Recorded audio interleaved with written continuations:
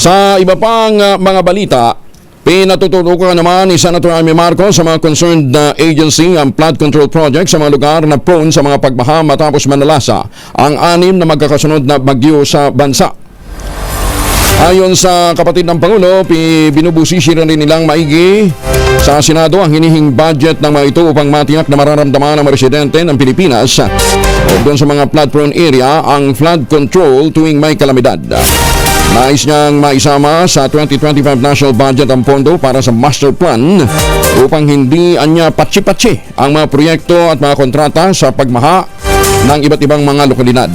O dito sinabi ni Senator Marcos na isinusulong niyang mapondohan ng green infrastructure sa susunod na taon upang masigurong may sisip-sip sa tubig ulan.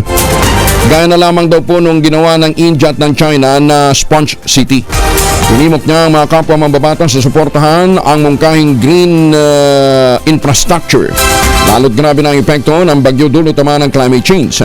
Tinimok din ng Senadora ang Philippine Atmospheric, Geophysical and Astronomical Services Administration o PAGASA palakasin ang paghahatid ng babala sa publiko upang maiwasan ang gulatan sa epekto ng mga biglaang pagbaha. Umapel na rin siya na protektahan ng Sierra Madre na humarang sa malalakas na mga bagyong pumapasok sa Luzon dahil sa malaking problema sa ngayon ang kalbong kabundukan. At hindi lang konkreto yung sinasabing green infrastructure dahil ngayon ang mga lugar sa China, sa India, yung madalas mabaha, ang ginagawa nila yung parang sponge city ang tinatawag.